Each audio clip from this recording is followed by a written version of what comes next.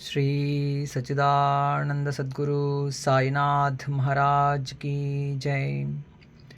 షిరిడి సాయిబాబా భక్తులందరికీ నా నమస్కారాలు. సర్వభూత హితే రతాహ అనే మన ఆధ్యాత్మిక ఛానల్కి అందరికీ ఆహ్వానం.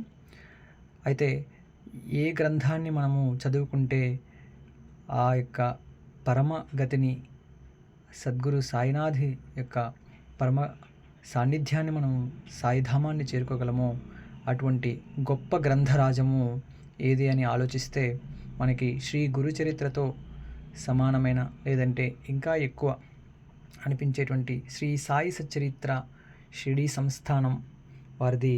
మనము ఈ గ్రంథరాజంలో బాబావారు చెప్తారు, జ్ఞానరత్నాలు మీకు లభిస్తాయి అని చెప్పి.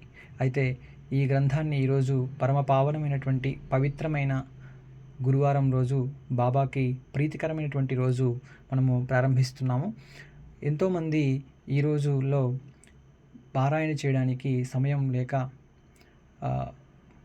వారు ఎక్కువ పారాయణ చేయలేకపోతున్నటువంటి వారికి ఈ యొక్క గ్రంథరాజాన్ని ఈ వీడియో రూపంలో కొద్దిగా రోజు కొద్దిగా అయినా కానీ చేయాలనేటువంటి ఒక సత్సంకల్పంతో, బాబావారి అనుగ్రహంతో ఇది ప్రారంభిస్తున్నాం. ఈ యొక్క వీడియోని మీకు నచ్చినట్లయితే అందరికీ షేర్ చేసి, లైక్ చేసి, మీరు తప్పనిసరిగా మీ యొక్క అభిప్రాయాలని కామెంట్స్ రూపంలో తెలియచేయండి.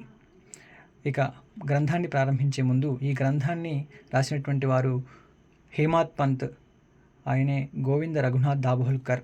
ఇక్కడ మనకి ఈ ఫోటోలో కనపడుతున్నారు. హేమాత్ పంత్ అని బాబావారు పేరు పెడతారు.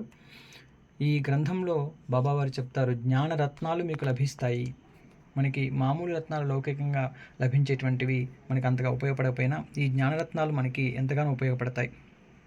వీరు ఎంతో కష్టపడి ఈ యొక్క గ్రంథాన్ని రాశారు. బాబా యొక్క దివ్య పాదుకుల్ని మనం దర్శనం చేసుకొని ఇప్పుడు గ్రంథం యొక్క శ్రీ సాయినాథ సచ్చరిత్రము మనము ఉపోద్ఘాతాన్ని కొద్దిగా పార్ట్ వైజ్గా చేసుకుందాం. ఎందుకంటే అంతా కూడా పెద్ద వీడియో అయితే ఎవరికి అనుకూలంగా ఉండదు, కాబట్టి కొద్దిగా పార్ట్ వైజ్గా చేస్తున్నాము. దీన్ని శ్రద్ధగా ఇక మనము చదువుకుందాం. శ్రీ సాయినాథాయ నమః. శ్రీ సాయి సచ్చరిత్రము మొదటి రోజు పారాయణం, గురువారము. ఉపోద్ఘాతము. ఈ ఉపోద్ఘాతంలో మనకి అసలుకి శ్రీ సాయిబాబా ఎవరు, సాయిబాబా సర్వాంతర్యామి అనేటువంటి విషయాన్ని మనము తెలుసుకుంటాము.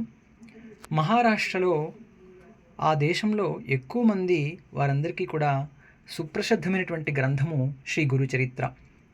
అక్కడ ఎక్కువగా ఆ దేశమంతటా కూడా దత్తాత్రేయ భక్తులు దీన్ని చదువుతూ పారాయణ చేస్తూ ఉంటారు. వారికి ఇది సాధన. మనకి అదేవిధంగా గాన్గాపూర్లో కూడా ఎక్కువ మంది గురుచరిత్ర పారాయణ చేస్తూ ఉంటారు.